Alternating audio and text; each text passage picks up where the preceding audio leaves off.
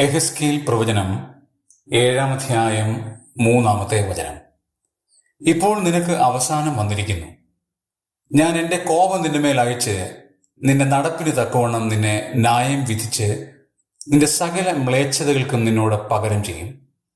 ഇസ്രായേലിൻ്റെ മേൽ ദൈവത്തിൻ്റെ ന്യായവിധി പ്രഖ്യാപിക്കുമ്പോൾ ദൈവം പറയുന്ന ഒരു പദം ആവർത്തിക്കപ്പെടുന്നത് കാണാൻ കഴിയും.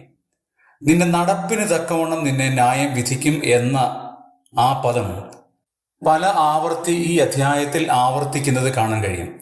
4-ാം വചനത്തിൽ അതുണ്ട്, നിന്റെ നടപ്പിന് തക്കവണ്ണം നിന്നോട് പകരം ചെയ്യും.